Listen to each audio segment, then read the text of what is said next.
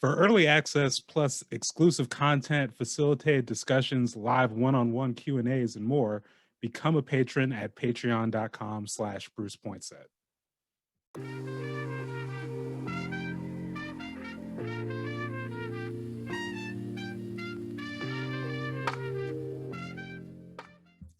Happy August, everyone. This is our flagship newsletter interview, and I have a special guest, Lisa Loving, for this one. Lisa was actually my editor back when I was with the Scanner News, and really served as a mentor for me getting into both journalism and just the world of media in general. And Lisa's an award-winning journalist. She recently put out the book Street Journalists: Understand and Report the News in Your Community, and she also does trainings both on fact checking, writing your rant. She recently is doing one on writing a memorial, and she's just a wealth of knowledge, again, on the journalism industry and just doing reporting the right way. So I think you're really going to enjoy this conversation. Check it out. So Lisa, thank you for speaking with me this morning. How are you doing? I'm well. Thanks for having me. Yeah. So for those who don't know, Lisa's really played a pretty integral part in me doing stuff like this. You were the one who found me, basically like putting stuff out and gave me a chance at the Scanner. So I'm always I want to say indebted to you, but it was a very formative time for me, especially like I got to see, I got to watch an award-winning journalist work every day in the newsroom for 2 years. So yeah, I just wanted to throw that out there at the beginning, not to just butter you up to start with, but I do. Thanks for saying that. I have to come back though and say, you were doing the work and you had a plan. You were freelance writing, covering local grassroots community efforts that you knew other people were not going to cover. And it was doing that work that made it so that the Scanner could see your skills, your talents, and your focus. So you weren't like waiting at a bus stop or something like that. Not that people shouldn't wait at bus stops. You had a plan, and you knew the nature of information and what information was important in the community. And that was the key, actually. Yeah, it was a joy to work with you.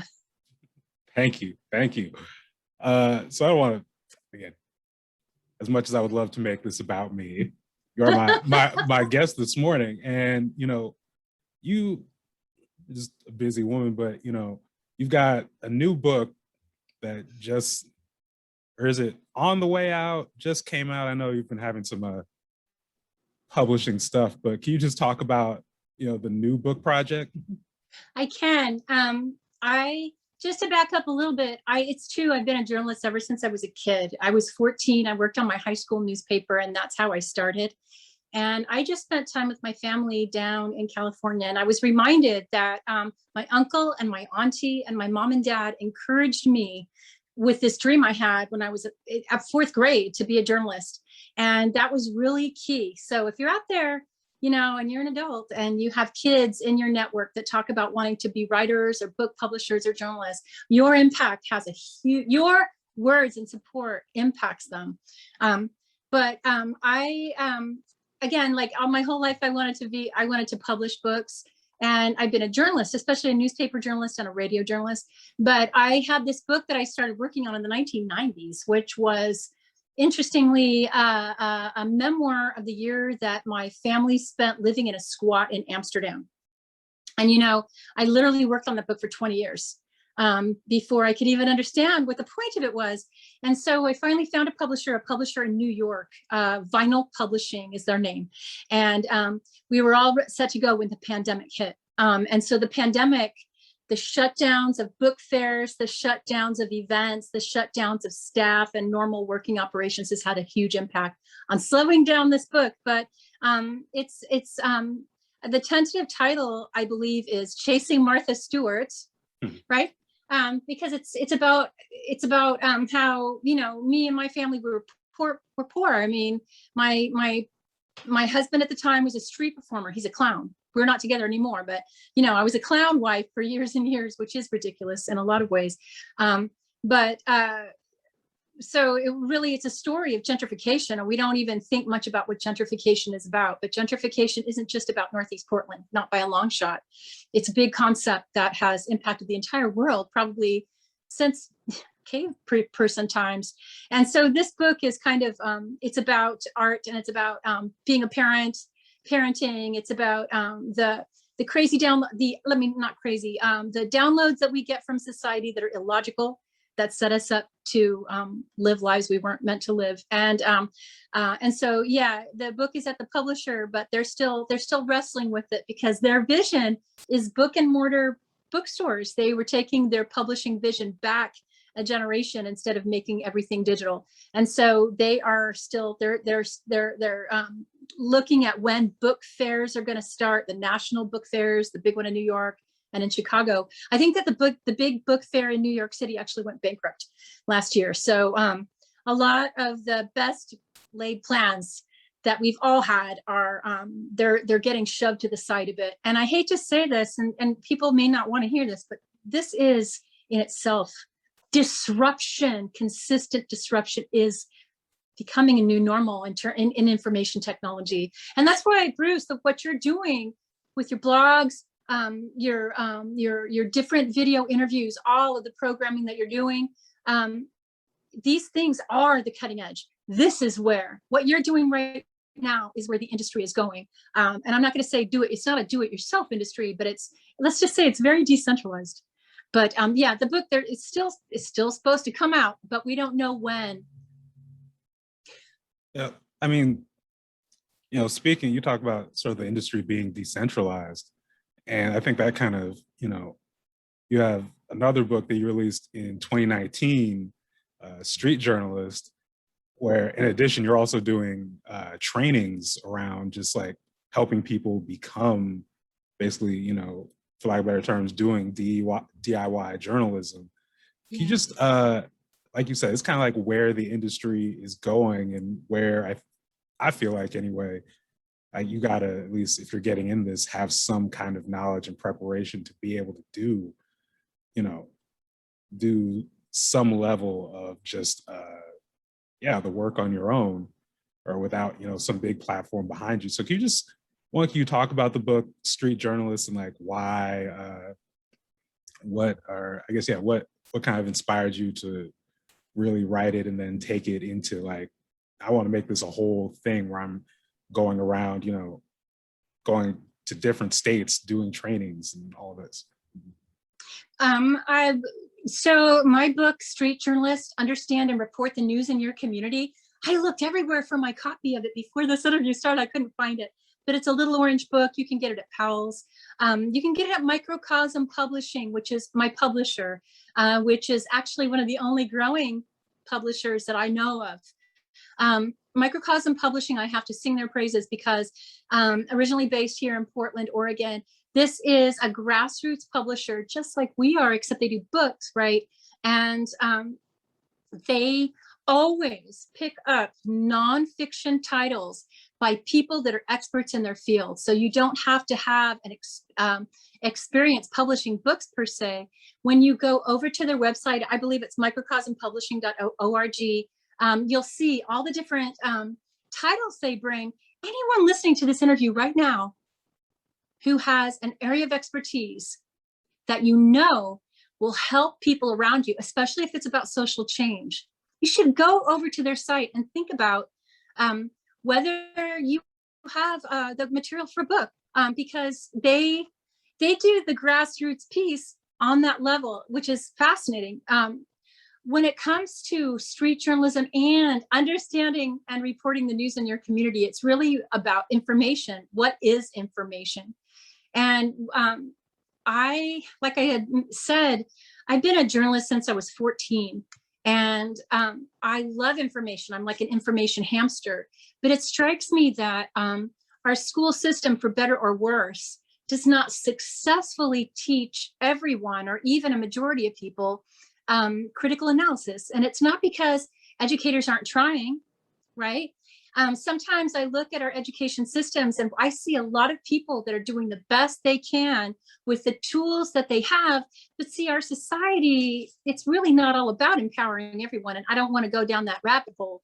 But I think that one of the most important things about this book, my little orange book, it's kind of in a way like a cookbook with recipes. In a way, figuratively speaking, it just literally shows you stuff like, what is a fact? What is information? How do you collect it? How do you fact check it? I went to journalism school and there was not one single class in how to fact check. There wasn't even a lesson in how to fact check. This was back in the 1980s, right? And yet, what's more important than kicking the tires of that car that you think you want to buy, if you're a car person, to see if the vehicle is street worthy or not? And fact checking is no different. The other thing is about, what I like about that book, Street Journalist, is it also has sections about how to create a media platform, as you're doing, Bruce. A lot of people think that in the modern age, they think that, well, if you're doing a newspaper, it must be because you went to Columbia University and you must have a master's degree in journalism, blah, blah, blah. But the truth is, okay, I'm almost 60 years old. So I have to tell you, I'm really old. And almost all of the community newspapers and small media outlets that you see were created by people who did not have a master's degree in anything at all. Let's use the Scanner newspaper as an example, or we could talk about the Observer. We're here based in Portland, Oregon, and the Scanner and the Observer are two African-American newspapers that have been around for like half a century-ish, okay? Both of those papers were not started by the journalists. They were started by the ad people, okay? Traditionally, these publications, these are all small businesses, right? They came about with people who just looked around and saw a need for a free flow of information. Whether it was the school lunches used to be a staple part, like the school lunch schedule. It used to be my favorite part. Where I was growing up in Fremont, California, the Argus, right, was the paper there. It was a little daily newspaper that does not exist anymore, okay? But when I was growing up, I'd be looking, I was a kid looking at this big wad of paper that was so fascinated my parents. Why did they look at it all the time? What was in it, right? When you think about what used to be in the newspaper, it was like a well that we all drank from, right? If you think of information as like water, you really do need it, even if you don't necessarily want it. I think a lot of people today don't really want to know what's happening around us. Really, that's probably always been true. Most people in the United States do not want to know what's going on around us because it's ugly and we can't control it, right? And that was a blanket statement, but I will argue that one right down to the ground. What a lot of people want is, traditionally in the newspapers, talking about the dead tree industry, right? Printed on a dead tree. The ads were the point, and the content was the packing peanuts, if you want to look at it that way, in between the ads. And it's hard for people to take that in now, except it's absolutely true of Facebook. It's absolutely true of Instagram. It's absolutely true of many of the places where a majority of people think we're getting information. So my little orange book, which I don't have a copy of to show you right here in my hand, Street Journalist, I'm trying to give a framework to people who see the need for more and better information in our communities and feel drawn to be an information dealer, right? Or an information hunter-gatherer, any way you want to look at it. I'm trying to draw a picture around how everyday people can be players in this industry, because we really, really, really need everyday people to step up and participate in journalism and writing books too. There's so much that's changed in this industry in my lifetime. When I was a kid, journalists were considered to be blue collar. Isn't that funny? It cracks me up. When I was a kid, okay, a lot of editors would keep bottles of bourbon in their desk, right? When I was a teenage intern, the publisher had, Maker's Mark in his desk, right? They were blue collar people. And now it's like a global warming intellectually in terms of our politics and our media. And I just really, more than anything, probably most people that read street journalists are not going to turn around and become a journalist. But it gives, I think, an easily digestible and easy to read framework to understand the nature of the systems that create that package information, right? Because the other secret is, you know, the most recent presidential administration that really coined this phrase, fake news. I wish I could say that he was wrong, that president. I wish I could say that he was wrong about information being fake and news being fake.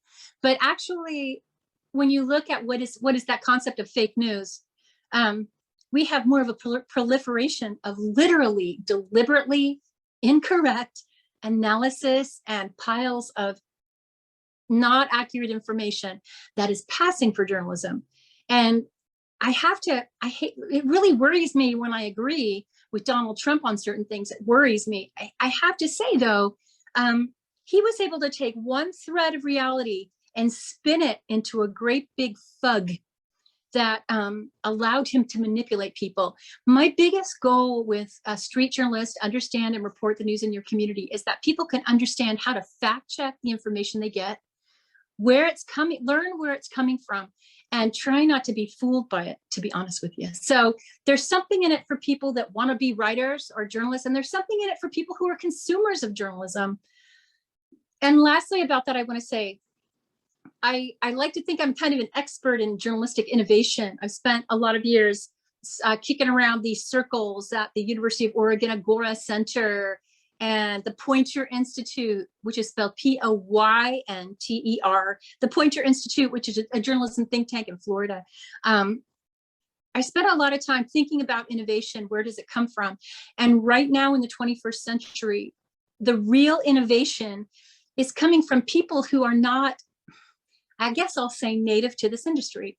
People who come from the outside because they see that there's something missing and they haven't been psyched out by all of our journalism professors. I just want to take a minute to say to everyone that went to journalism school, hope you're good.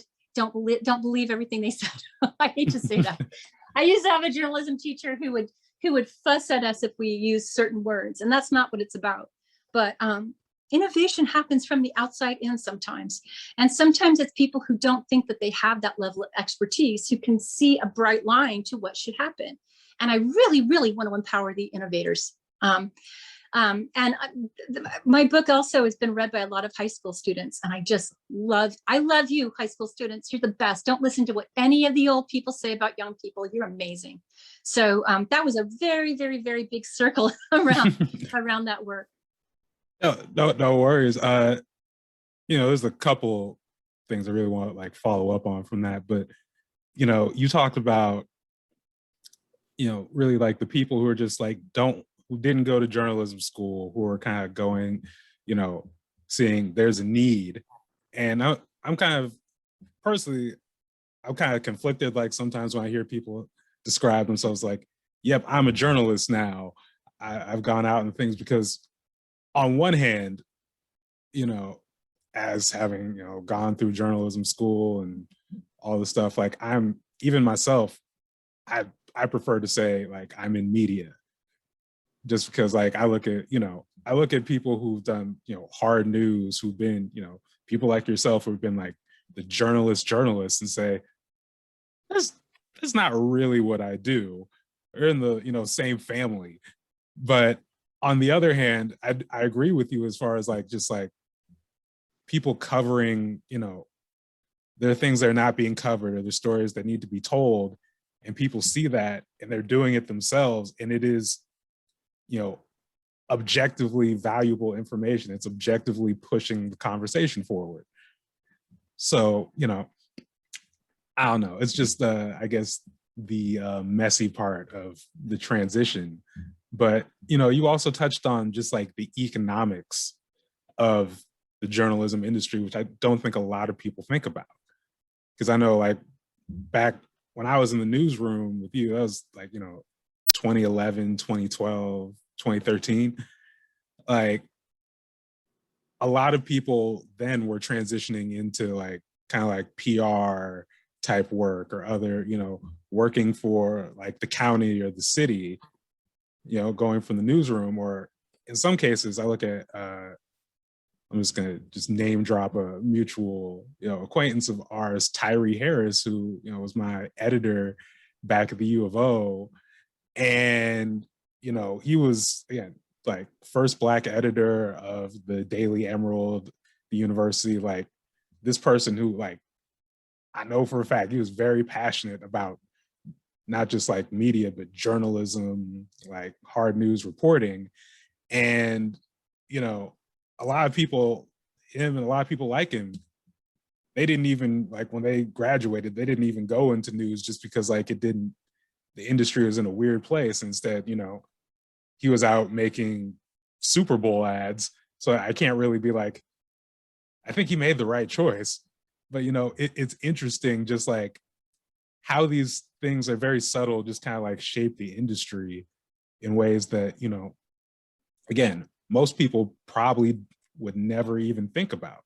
Or, you look on like a larger scale, because I've been just looking in these conversations in, when the media becomes the story, and people like, Anderson Cooper or Rachel Nichols, or people who, come from wealthy families, come from power and become also, or, in the more evil cases, the Tucker Carlsons of the world, you know, these aren't, these aren't people who are coming from nothing reporting on news or giving commentary. These are people who are already in a position of privilege.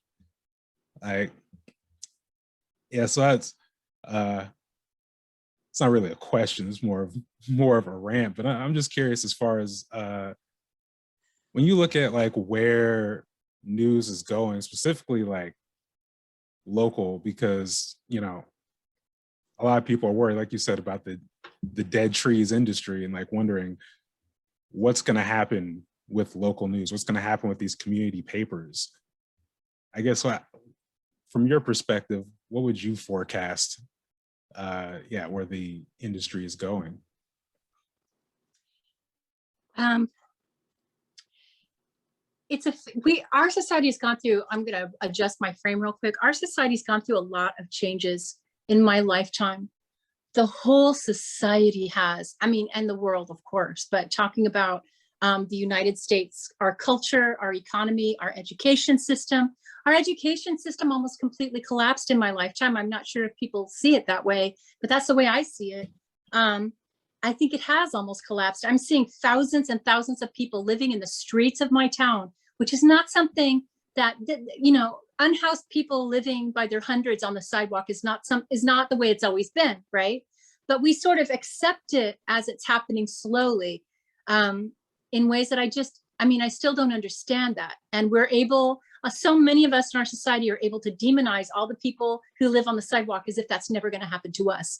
And when it comes to community journalism, which is my first love, what I've always loved, grassroots community journalism always was relational. It started with the ad sales people, right? The publisher is sort of the rainmaker of the organization. It's the publisher's job to figure out the economics of it. And then traditionally, the publisher, the ad sales people, they could find content anywhere. They could just plug it in anywhere. It might be recipes. Like I said, it could be the school lunch calendar, but they didn't care even that much about what the content was. And if you go to local restaurants in a lot of areas, you'll see, especially at cafes and delis, these little one sheet papers that'll be called, the news bee or something. And it'll have the astrology in the middle of it, even now. And it'll have little ads for all the local companies, all the local businesses plugged in on the outside. I feel as if somehow in our society, we became divorced from what is an ad and what is content. Also, what our role is in our communities, right? So looking at grassroots newspapers, they would start with the ads. They would start with relationships, relationships with the people that lived in your town, right? Whatever that may be. And then from the relationships between the publisher, and their staff, whether they were selling advertisements or writing articles. The entire grassroots publication was a hub of community. People could walk in off the street. One of the things I loved about working at the Scanner was we had a front door. People trusted the paper. They knew who ran it. It wasn't like the Oregonian, which is owned by the same corporation that owns like Vogue, right? And it's based in, what is it, Staten Island, New York, or something like that. Those people know, they don't come here. It's like a gigantic money pipeline from Portland to the East Coast, right? And the Oregonian is more than 150 years old. Even now, when I watch the Oregonian, it makes my heart ache to look at how little relationship the staff has with us, the people who live here. So a grassroots community newspaper like the Scanner, people who had a problem, people who needed an advocate could come into the office and say, is there a journalist, can I talk to somebody? Depending on whether the front desk receptionist was having a good day or bad day, let's be real, it took the whole staff to put that paper out. Everyone on the entire staff at the Scanner worked on the newspaper. But people could come in and talk to someone. It wasn't like they were trying to, there's a gigantic public radio station in our town and in our region. You cannot talk to them, okay? It's the biggest newsroom in the state, but you can't call them on the phone. You have to actually have the cell phone number of somebody on their staff for them to come and do your story, okay? I can't help noticing that the breakdown of relationships between media that is theoretically covering our town and our communities and us has happened at the same time as all these other mega breakdowns in our society, our local communities. People can't, the fact that people can't agree on whether a vaccine is worthwhile or not that's old. That's always been like that. Look at my cool neighbor's fixing his car right now, so he's gonna make some noise, but that's all right. We're keeping it real because that guy lives on the other side of the fence. We know we live in the same place. And that was the key to the community newspapers. I'm gonna leap sideways and freak you out a little bit now and say, have you ever heard of Pry Publications, P-R-Y, Pry Publications in Oregon? I haven't. No. Tom and Marcia Pry, for literally, I want to say 30 years or more, they ran, I think it was 12 community publications in many neighborhoods all over Portland, right? The Selwood Bee was like their flagship, although they didn't found the Selwood Bee. Somebody else started it like in the 100 years ago or something wackadoodle like that. But the Pride, it was Tom and Marcia. They hired dozens and dozens of young people who became writers, editors, reporters, ad salespeople. The ad salespeople, we love them. They're part of the news cycle too, right? Tom and Marcia Pry, they didn't have children. They retired at a certain point, I want to say in the 90s. And other people bought their tagline was an empire on paper, which is cute. But when they cycled out, when they retired, the whole thing was broken up and bought by different people. The Reverend Dr. Robert Pamplin at Pamplin Publications bought several of these little newspapers. A bunch of them went away. There used to be the St. John's Review. There were the East County Memo. I worked at the Scappoose Spotlight. Now, it sounds ridiculous, but even now, there's a place for someone to step up and recreate something like those publications. Because I'll tell you right now, there are so many stories that are totally unreported right now. It makes my head explode sometimes. And there's another publication that was really a big deal. I'm very proud of myself that I haven't cursed so far, because I know that wonderful children are probably going to listen to this broadcast. But there was this thing called the Portland Alliance newspaper. The Portland Alliance was, I believe, started in the 1970s by a coalition of like 15 or 20 nonprofit organizations that were working on social change okay, around the Portland metro area. And they said to themselves, the Oregonian never covers what we do. Let's start our own newspaper. And they did. The scanner, literally, excuse me, the Alliance, I think it lasted for more than 30 years, okay, with a small but dedicated staff of people that, we covered Earth First. How about Pride? How about Queer Pride? The Oregonian wouldn't even cover Queer Pride, okay, for many years. In fact, I remember what it took for the community to force the Oregonian to start covering Pride as if it was not a crime. And that also happened, I believe, in the early 90s, right? But the Portland Alliance newspaper, again, we're again at a place where most of our media outlets do not cover what the social change and activist organizations are doing. And again, there's a real need for that right now. There's at least 3 or 4 organizations that do nothing but empower trash pickup in this city. Period. Trash pickup. I'm a volunteer for Adopt One Block. All we do, they send us little garbage bags and little cleaning up things and gloves. And all we do is go out and clean up the trash on our block. Right? Have you ever heard of it? Nope. No. I mean, that's a classic story for a community newspaper.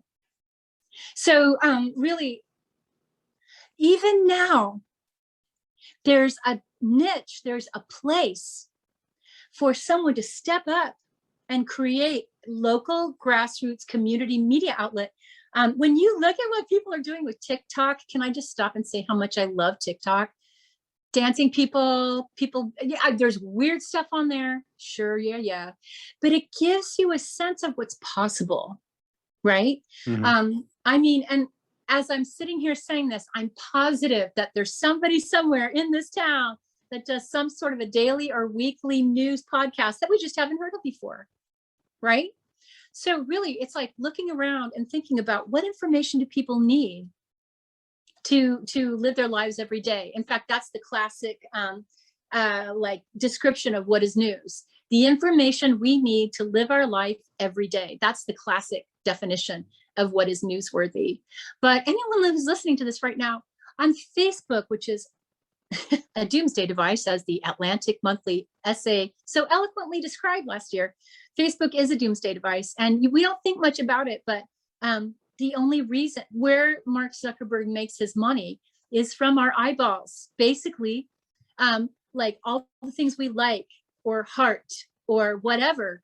That's what they sell, those demographics, to people that are marketing, I don't know, physio balls, whatever it might be. Oh, I'm sorry. And also presidential candidates. You know that Donald Trump spent something like $100 million on Facebook ads the year that he was elected. And the Cambridge Analytica scandal, there's a couple of great books about that, about how the Trump campaign used Facebook to win.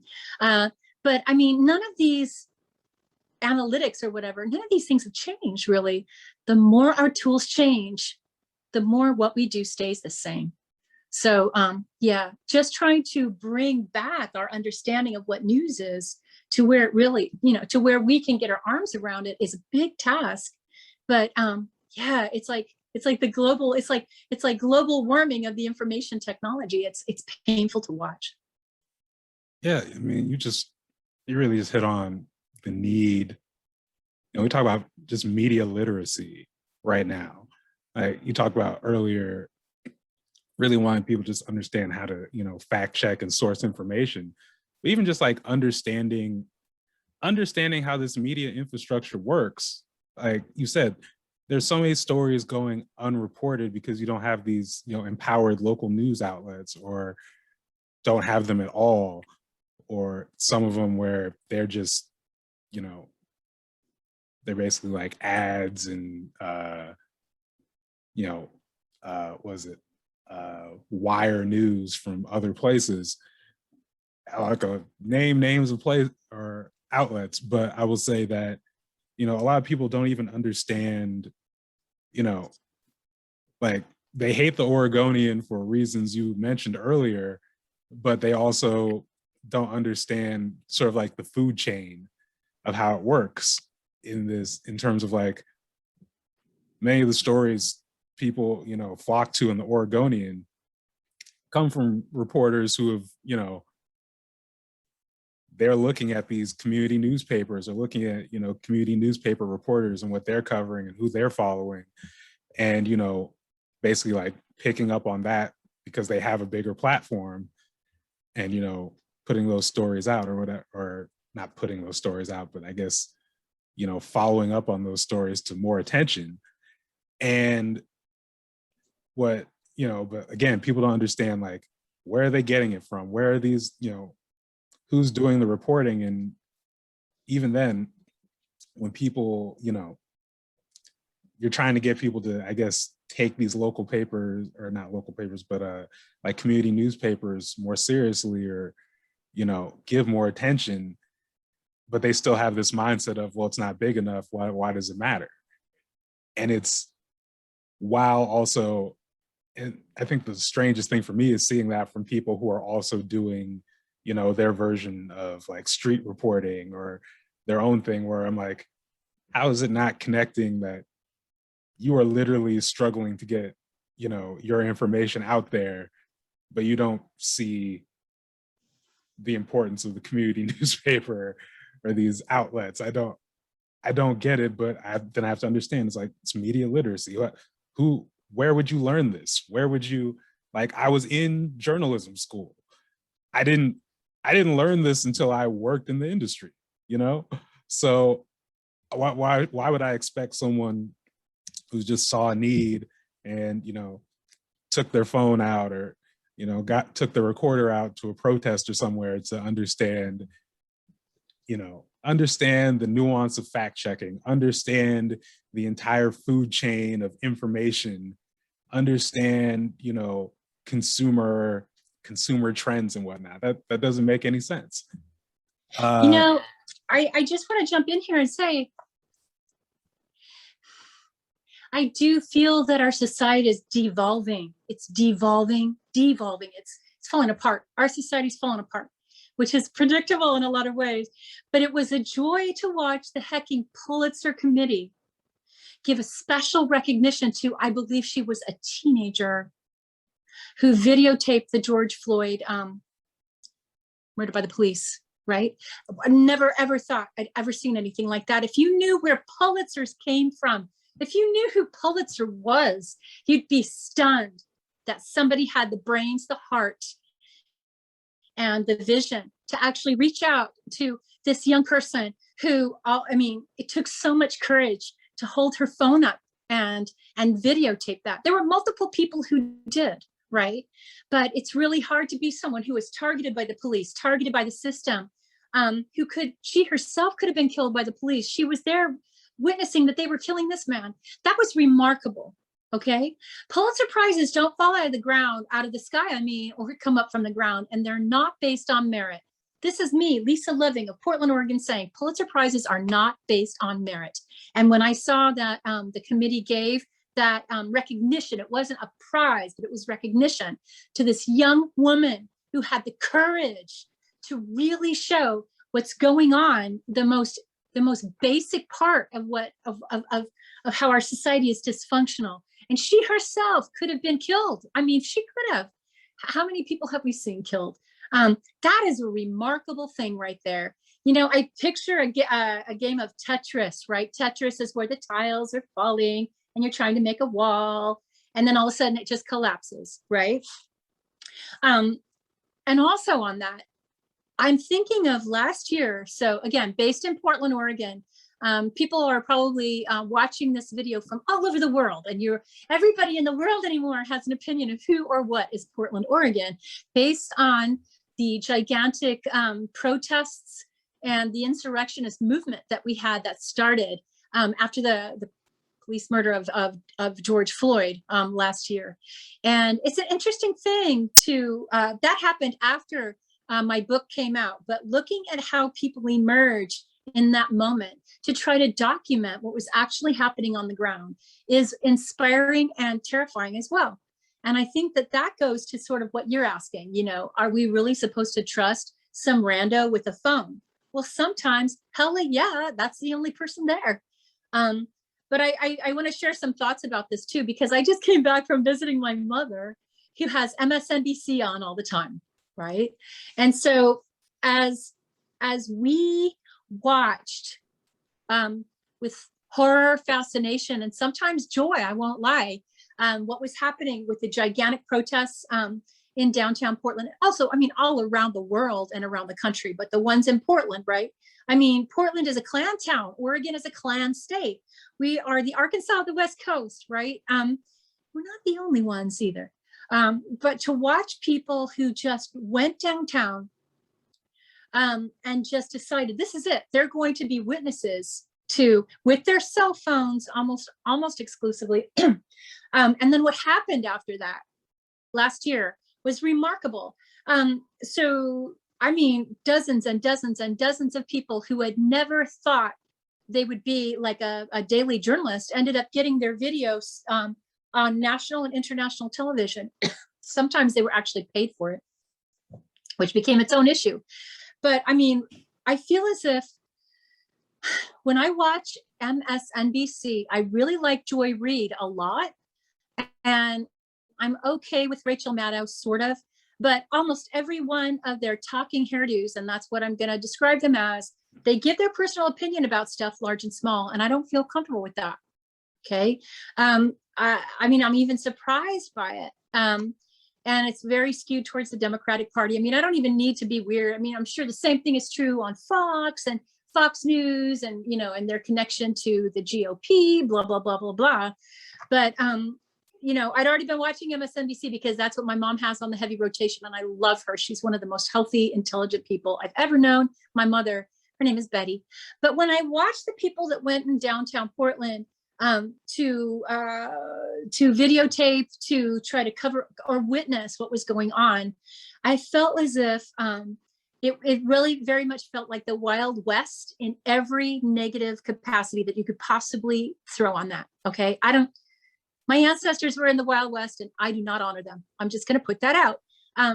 So there were people who, you know, all cops are bastards, ACAB. They would have ACAB, hashtag ACAB on their Twitter bio. And they were out there like covering, you know, what's happening this way and that way. I could never feel like that information was necessarily accurate, because for me, that makes it propaganda. Okay.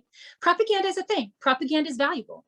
I do a training in how to write your rant, you know, and in my book, Street Journalist, you know, there's a place for opinion pieces. Just don't mix them up. Don't mix your hard news with your information. It's like, don't put out some sort of milk product that has dairy in it if people who are allergic to dairy can't drink that. It's literally like the labels on food, in my opinion, because we are what we eat, we are what we think. But watching so many people go out there, yet last year was a trip for me. Watching totally dedicated people, professional and not, go out there with their equipment. They all got brutalized. They all got brutalized. Heck, even our mayor was tear gassed by his own police, but I'm not even going to get into that. Watching people who started out just trying to videotape what was happening, but they got beaten, they got tasered, arrested. They couldn't, I saw a lot of, even the people who started out being very professional, they could not maintain anything like balance. Okay. I'm not saying journalists need to be objective, because we all have opinions. I think balance and fairness are our standards, not objectivity. Okay.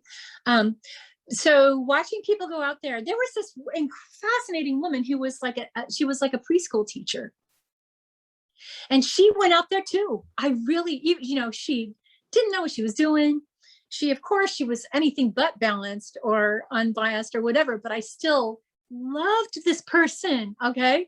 I can't even remember her name now.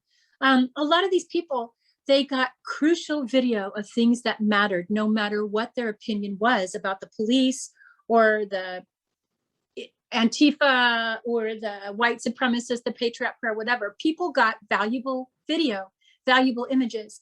But the thing that really got me is, you know, for myself personally, working at the Scanner, being the news editor at the Scanner for 10 years, African-American newspaper, I had PTSD. I don't know how many people I've interviewed who are the family of people that have been murdered, whether it's by the police or someone else, right? Trying to honestly listen to the people in our communities share the trauma they've experienced just living here, just walking down the street sometimes, okay? I had PTSD from that. So looking at these people who were trying to do nothing but document, for example, the wall of moms, or the veterans with the dads with their leaf blowers and whatnot, right? Watching people do that who literally wound up with far worse PTSD than I will ever have. That was a remarkable thing. Even people like, I want to come out here and really commend Max Smith on Twitter. One of the, I would say, longest time continually operating, I'm going to say, grassroots community journalists. Often Max Smith is connected to culture reporting, but culture reporting sometimes goes right to the heart of what the hard news is about. So you need all that together. And Max Smith also became almost like a hub of knowledge and wisdom for all of the new people that were coming and trying to figure out how to even begin to document what was happening in downtown Portland last year. So with the economy melting, it was really interesting to watch how a lot of these independent emerging journalists or independent emerging propagandists, however you want to put it, different people doing different things, watching how people had to set up fundraisers for themselves was remarkable. These folks actually created a new standard. I'm putting that out. The people who in my town were doing street journalism with their cell phones last year created a new standard for how reporting is I guess monetized is the word I want to use. But when we say monetized and we're talking about, Max Smith, just for example, also has an account where you can contribute money directly to him, but also, you can get his publication and stuff like that. When we're talking about monetizing stuff like that, we're not talking about on the level of Advanced Publications, which owns the Oregonian and again is owned by billionaires in Staten Island. It's not the same thing. And yet there they are, all competing together. And you saw some of these street journalists in the downtown Portland, and I will again say propagandists, selling their video to CNN, to Fox News, to MSNBC. In some cases, the big networks just stole the heckin' video, okay? That's a thing. And as we're talking about, so really what happened last year, I'm very critical of it. I have to say, and I'm going to come back here and say, for me, the difference between journalism and propaganda is fact-checking. If it's not fact-checking, it's not journalism, okay? And I know that sounds stupid, but that's where I'm at, and that's my final answer. And all the people that I saw with their phones up and ACAB on their bio, I can forgive ACAB on your bio if, for example, you are the photojournalist who just had her case against one of these cops in the news. And you can see the video of this cop who literally knocked her in the head with his billy club as she was sitting on the curb doing nothing. I can completely understand why someone would say, yeah, all cops are bastards. And she's a journalist too. But I want to, for anyone who's wondering how to sort through these things, look and see who's fact checking. Okay. And one last thing about that really kind of got my goat, as they say, not greatest of all time goat, but just my angry goat was Sergio Olmos on Twitter, Mr. Olmos. Twitter's my favorite place to get news that's breaking, okay? And you can track who the tweets are, who's putting out the Twitter messages, and you can fact check who they are, who they're connected to, and you can decide for yourself if you think that that's real information or propaganda. But Mr. Olmos, Sergio Olmos is, I think personally, one of the greatest journalists around here, okay? Who was out there being an independent reporter, gathering the video, and then was picked up by Oregon Public Broadcasting. He is now again an independent video producer and journalist, and he travels all over the world, and his expertise now is covering insurrection. But with Sergio Olmos, times that he actually really was fair, really was balanced, and people who were in the activist community literally started making racist comments about him, like, if he didn't hew to the propaganda threads or the establishment, if I can say it like that, lying about all cops are bastards, well, that made him not a journalist that people wanted to support at times. I was stunned at the racist attacks on Sergio Olmos by people who were part of that movement, people who see themselves probably as progressive, and that's as ugly as sin. So as I think about all these movements, are again, the more our tools change, the more what we do stays the same.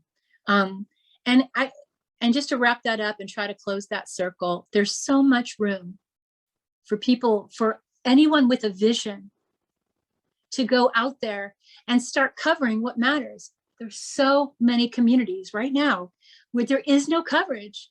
There just isn't. I have to tell you right now, I live in the city of Portland. Gentrification is one of the ugliest, I'm going to say, cancers on our society here, that enables racism and classism to destroy things with impunity. Gentrification, well, there is almost no, I can't figure out who the journalist is right now that covers land use planning. Land use planning is the evil, creepy parent of gentrification. But even the people that were out there, last year with their cell phones and gentrification and ACAB and all that stuff, none of those people are going to any of the Portland Development Commission or whatever euphemistic name it has right now, forgive me. No one's out there covering those meetings. We actually have right now in our city a big process rolling out around the Superfund cleanup of the Willamette River, which disproportionately impacts communities of color, and also the Oregon Department of Environmental Quality. There's this big Cleaner Air Oregon is what it's called, process that's rolling out here, that's finally requiring some of our big industries to actually figure out what poisons are in their smokestacks. No one's covering that. Anyway, so if you're out there, contact me. I'll hook you up. But it's shocking that things are not being covered. And that was a lot of talk. It's funny you talk about how would I put this? We talk about people, difference between propaganda and journalism and understanding, again, media literacy. It's important, it's not to say that propaganda doesn't have its place. It's not to say that, the people shooting these videos, people capturing certain things that other people are not capturing, are not vitally important. But again, understanding what is essential. It's, to our understanding of the world. And it's funny, even when we talk about, not to go off the line of like gentrification, but, even watching, or what you're talking about, Sergio Olmos, like, one of the things that was weird for me is just, watching the connection in especially a lot of like protest radical circles of, Portland, and then, like I'm from Lake Oswego, and, I do a lot of stuff around in like surrounding suburbs and whatnot. So watching a lot of people, I guess kind of connect throughout the Portland metro in ways that I hadn't really seen before. But the flip side is, even in radical circles, when, conflict breaks out, and watching, people sitting in Lake Oswego, do social media pile-ons and running poor people out of Portland, or running poor people out of Oregon, under the guise of, progressive ideals or something. And it's just like that, and again, because we're so media illiterate, or we're so, we're not asking certain questions, and there's just so much to report on. We're not even, touching on this, but it's like, I know a lot of people see this. I know a lot of people can, if nothing, maybe if they don't have the words for it, but they can identify, this doesn't smell right. This doesn't, what's going on here? So I say all that to say, I want to thank you for taking a little bit extra time with me today, But I just want to lastly ask you, because I think what you're doing in terms of really like building media literacy and helping people, again, whether it's if they want to become, journalists or DIY journalists, or just want to better understand the news they're consuming and the information they're consuming, I think is vital, again, because it's not, you don't have to go to university to get this, but like I'm just gonna, just openly plug anyone who's watching this. I need you to, what if it's buy Lisa's book, buy, sign up, get your organization to, sponsor a community training. Like how Love can people, that. I've done that. How to a can bunch people of people. It's support your wonderful. work? Just Thanks for asking. In September, I'm going to start a new round of classes. The pandemic knocked me down a bit, and I've had a loss in my family that was really hard to get over. My newest writing training is about how to write a memorial for someone that you care about. It's basically like how to write an obituary. So I'm looking forward to bringing people into that as well.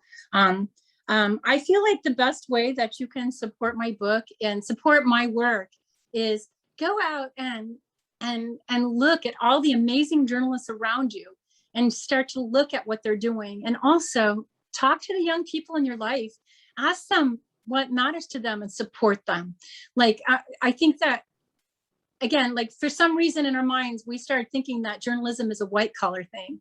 We started thinking journalism is something you have to have a college degree. I don't have a college degree. I don't have one. Okay.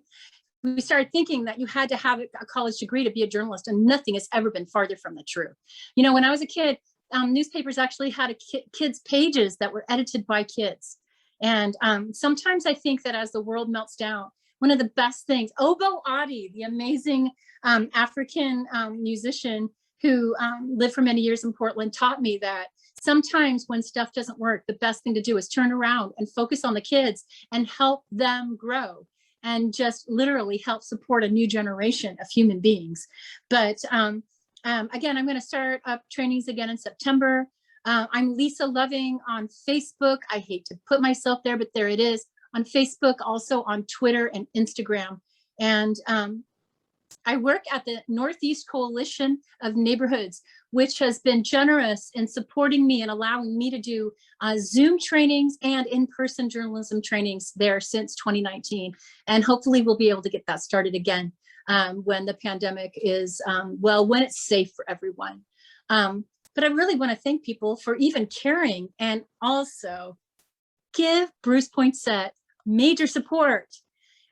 Bruce Poinsett's work is a hub of knowledge, wisdom, and action. And that's what you're looking for. See, you're out here giving all these like altruistic answers and trying to like, plug everyone else, myself included. But I will just say, Lisa, thank you again for, taking the time this morning. And I'm serious, if you're watching this, sign up for a training, buy the book, sponsor community training. We need this information. So again, thank you. Yes. Thank you for watching. Please like and share and subscribe so you can stay up to date on all the latest videos. Thank you.